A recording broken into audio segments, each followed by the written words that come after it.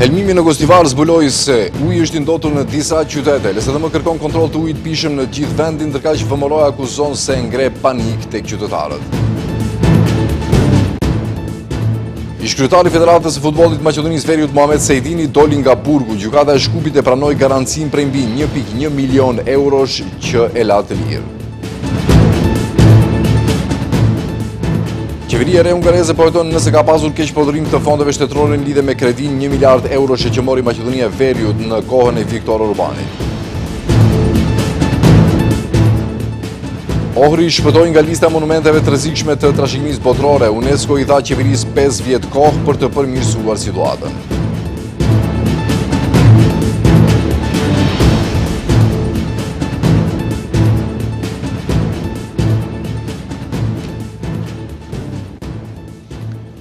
Të nderuar shikues, përshëndetje.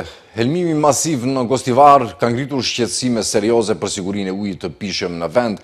Probleme me cilësinë e ujit janë evidentuar edhe në Krushev, Vallandov, Leshkë dhe Kuklish, ku qytetarët janë paralajmëruar të përdorin ujë të ambalazhuar ose ta ziejnë atë pra ujin e çezmave para përdorimit. Gjithashtu ujin e liçenin Mladost në Veles mbetet i ndaluar për larje për shkak të pranisë të cianotoksinave. Këto raste tregojnë nevojën për kontrolle më të rrepta dhe masa më efektive për mbrojtjen e shëndetit publik. Helmimi masiv në Gostivar ka ngritur alarmin për sigurinë e ujit të pishëm në të gjithë vendin. Ngjarjet të ditëve të fundit kanë vënë në dyshim jo sasinë e ujit, por sigurinë e tij, ndërsa institucionet ende po hetojnë shkaqet e ndojtjes që çojnë në helmimin e mirët qytetarëve. Rasti ka nxjerrë në pah se problemet me cilësinë e ujit nuk janë të izoluara vetëm në Gostivar. Raste të njëjta për ujë jo të sigurt për pije janë shfaqur edhe në disa vende tjera. Nga Qendra për Menaxhim me Kriza njoftojnë se edhe në Krushev uji është mikrobiologjikisht i pasigurt. Sipas mostrave të marra më 20 korrik, uji në disa qezma të komunës së Krushevës është mikrobiologjikisht i pasigurt për të pirë.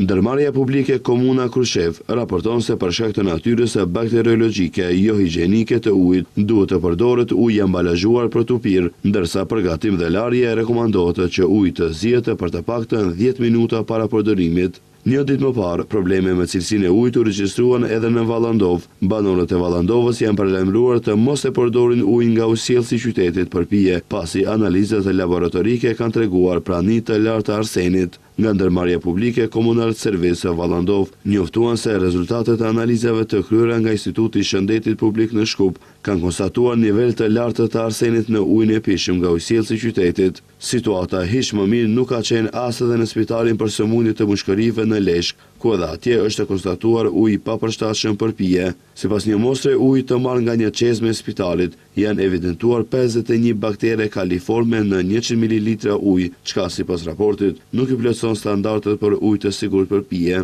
Edhe në fshatin Kuklish të Strumicës është bërë thirrje që uji mos të përdoret për disa orë, pasi është paralajmëruar ndërprerje e përkohshme dhe dezinfektimi i rrjetit të ujësiellësit.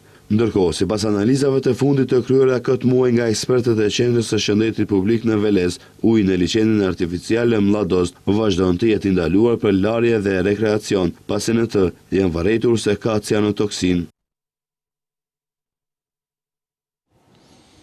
Pas rasteve të ndotjes ujit në disa qytete të vendit, partia opozitare LSDM kërkon kontrolle të jashtëzakonshme të ujit në gjithë Maqedoninë e Veriut, ndërsa VMRO DPMN akuzon opozitën se po përhap panik dhe po përpiqet përfitojë politikisht nga situata.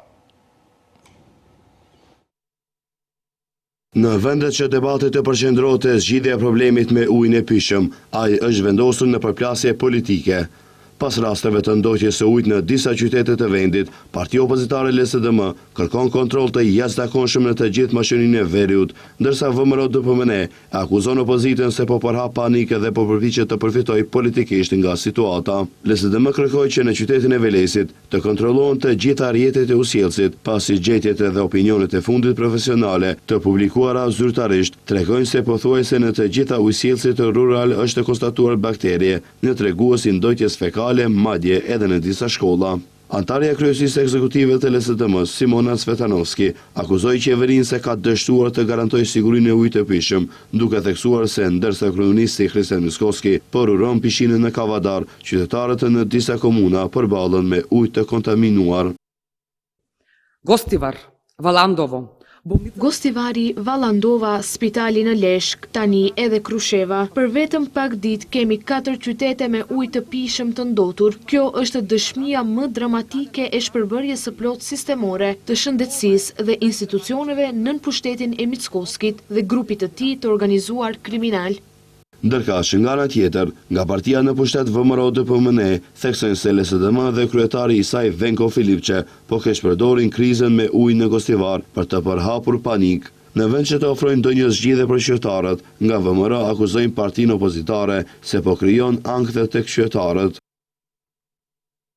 LSDM dhe Filipçe, në vend që të kontribuojnë me zgjidhje dhe të tregojnë ndjenjë përgjegjësie, zgjedhin përsëri të përhapin panik dhe të keq përdorin çdo temë aktuale për marketing politik. Qytetarët meritojnë informacion të saktë, transparencë dhe institucione që punojnë në interesin e tyre, jo spektakle politike të ndërtuara mbi spekulime dhe sensacionalizëm. Të gjithë aktorët politik, sipas partisë në pushtet, duhet të tregojnë përgjegjësi, veçanërisht kur bëhet fjalë për çështjet që ndikojnë drejt për drejtë në jetën e përditshme të qytetarëve. Numri i pacientëve që kërkojnë ndihmë mjekësore në Gostivar është duke rënë, por megjithatë është shifër e lartë. Sipas njoftimit të Ministrisë së Shëndetësisë, për 24 orët e fundit janë evidentuar gjithsej 197 pacientë ri, gjithsesi persona që për herë të parë kërkojnë ndihmë mjekësore. Por siç shtojnë pra nga ky numër është i më i ulët se një ditë më parë. Në spitalin e përgjithshëm Dr. Ferit Murati janë regjistruar gjithsej 117 kontrolle të reja, prej cilave 82 në repartin e infektologjisë, 40 në repartin e pediatrisë dhe 7 në qendrën urgjente njoftuar nga Ministria. Në shtëpinë e shëndetit janë regjistruar 80 kontrolle të reja në shërbimin kujdesar dhe 13 thirrje në ndihmën mjekësore urgjente, kanë bërditur më tej nga Ministria e Shëndetësisë. Në Gostivar vazhdon të mbetet i kaluar, në fakt i ndaluar uji për pije dhe për çfarëdo lloj përdorimi tjetër, ndërkohë është në fuqi vendimi i qeverisë për 30 ditë gjendje krize në këtë qytet.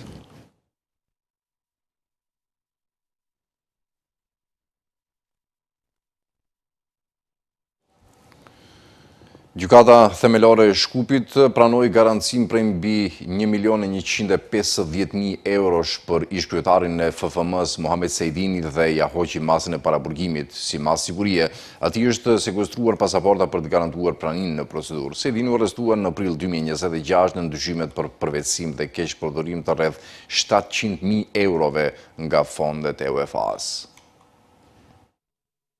Garancia pranohet për ish-kryetarin e Federatës së Futbollit të Maqedonisë, njofton gjykata themelore penale e Shkupit. Nga gjykata thonë se gjyqtari i procedurës paraprake në gjykatën themelore penale të Shkupit, duke vepruar sipas propozimit të mbrojtjes së të dyshuarit Muhamet Sejdini, ish-kryetarit të Federatës së Futbollit të Maqedonisë, miratoi vendim me të cilin pranoi garancinë e ofruar me shumën prej mbi 1.150.000 eurosh, e cila konsiston në vendosjen e hipotekës mbi pasurinë e paluajtshme dhe ja hoqi masën e paraburgimit. Njëkohësisht, për të siguruar praninë e të dyshuarit në rrjedhën e mëtejshme të procedurës, gjykata caktoi një masë paraprake, sekuestrimin e dokumentit të udhëtimit.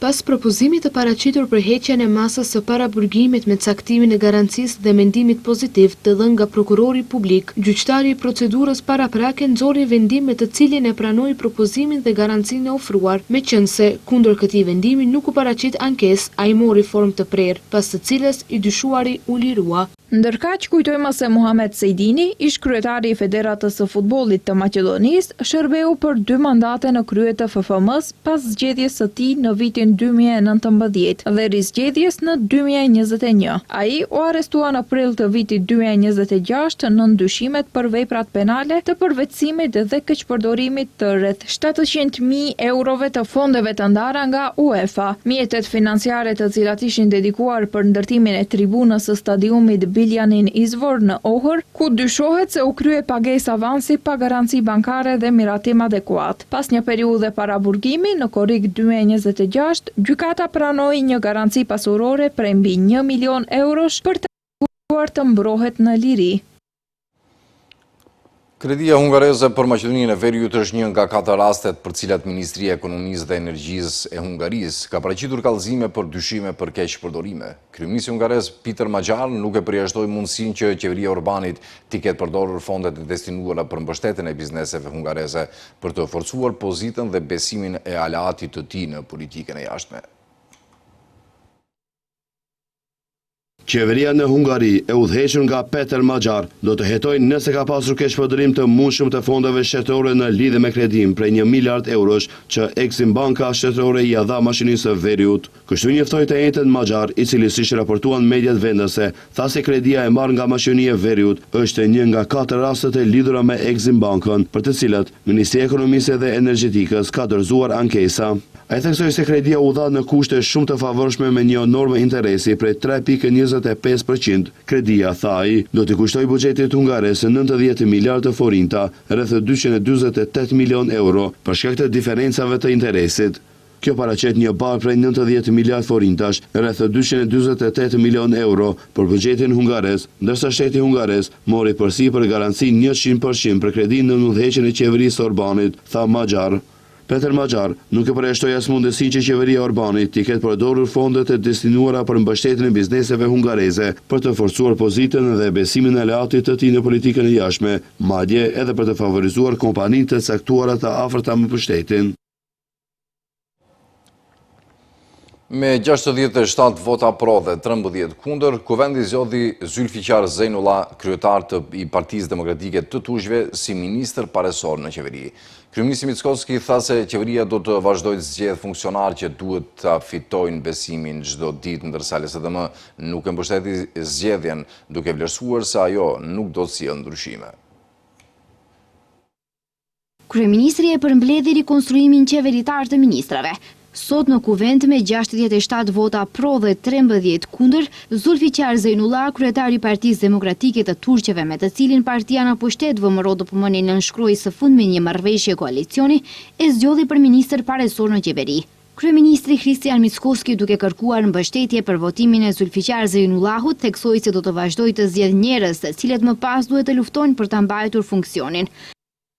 Nuk premtoj se gjithçka do të jetë e lehtë, por premtoj diçka që është shumë e rëndësishme për mua, se do të vazhdojmë të marrim vendime nga të cilat nuk do të ikim, se do të vazhdojmë të zgjedhim njerëz që besojnë se mund të kryejnë funksione publike, dhe se kushdo që merr besimin do ta di se ky besim nuk është i përhershëm, por fitohet çdo ditë. Ky është parimi mbi të cilin po ndërtojmë këtë qeveri. Koalicioni udhëhequr nga LSDM nuk e mbështeti propozimin për zgjedhjen e Zülfiqar Zejnullahs si ministër paresor, siç tha deputeti Oliver Spasovski, jo sepse janë kundër kandidatit, por sepse besojnë se asgjë nuk do të ndryshojë.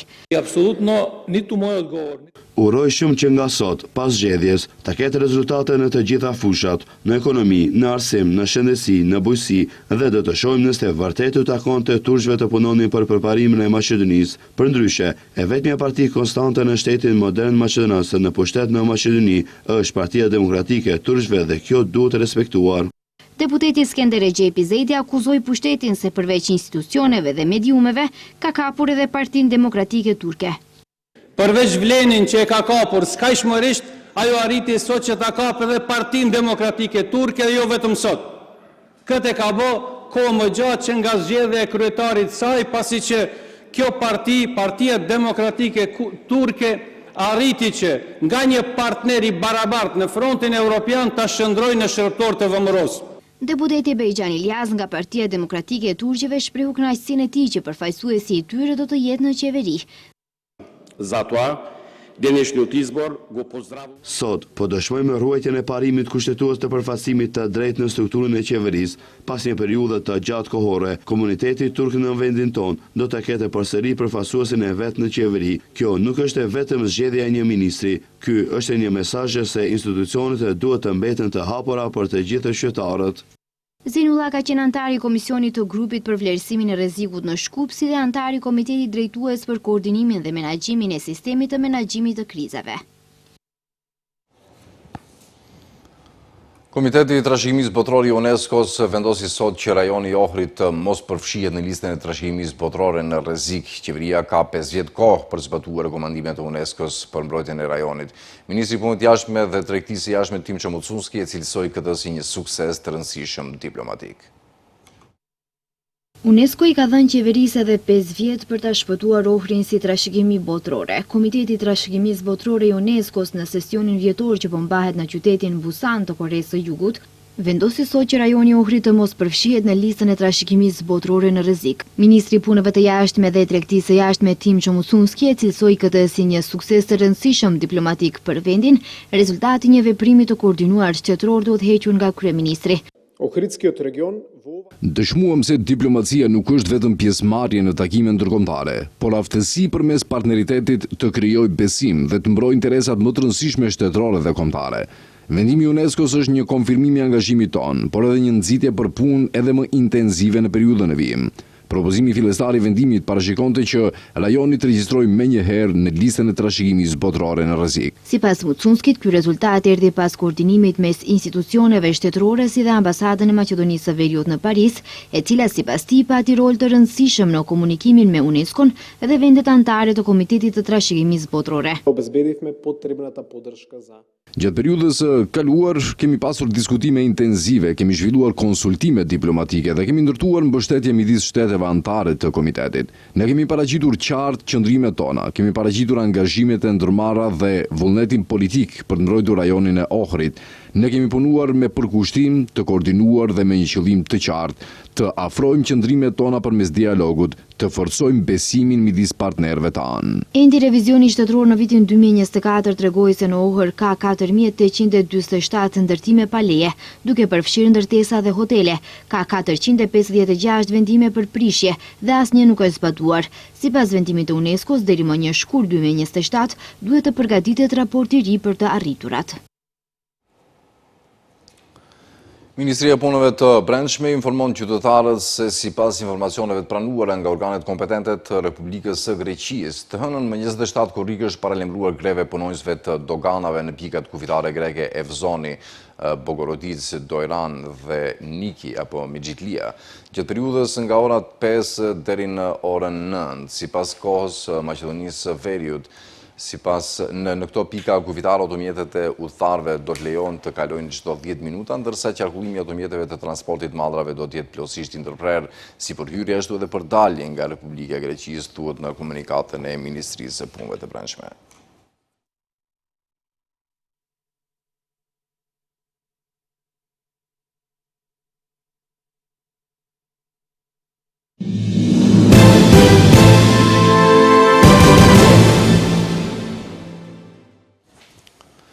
Vazhdojmë të me lajmet. Ushtruesja e detyrës së presidentes së Kosovës Albulena Haxhiu ka caktuar datën 6 gusht 2026 për mbajtjen e seancës konstituive të legjislaturës së 11 Kuvendit të Kosovës, vetëm një ditë para ditës së fundit të afatit kushtetues për mbajtjen e saj, e cila është 7 gushtit 2026. Deri atëherë mbetet detyrim politik dhe institucional i subjekteve parlamentare që të vazhdojnë dialogun. Dialogun ndërmjet tyre askush nuk duhet ta shohë si një shenjë dobësie, por si dëshmi e përgjegjësisë demokratike. Në një demokraci parlamentare, përgjegjësia për ndërtimin e institucioneve nuk është ekskluzivitet i dikujt, por u takon të gjithëve. Marrëveshja kërkon gatishmëri dhe seriozitet nga të gjitha palët, theksoi Haxhiu.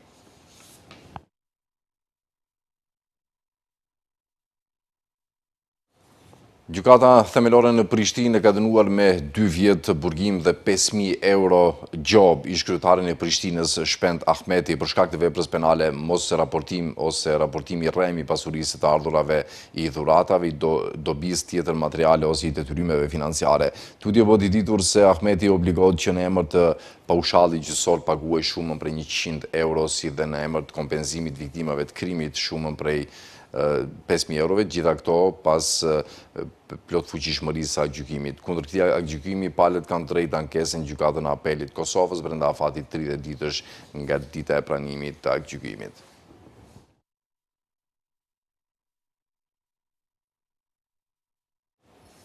Korpusi Gardës Revolucionare Islamike të Iranit sot u bëri thirrje banorëve të vendeve që strehojnë forcat amerikane që të qëndrojnë të paktën 500 metra larg ndërtesave që pretendon se po përdoren si strehimi i fshehtë nga trupat amerikane.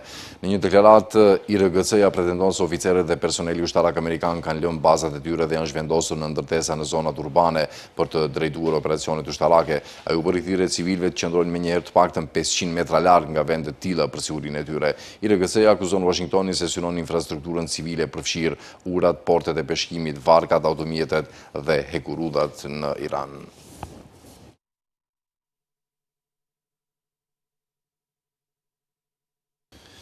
Po e mbyllim këtu këtë edicion të lajmeve të nderuar shikues për të takuar sërish me lajmet qendrore në orat 18:55. Mirëmbërgjitje të vetë.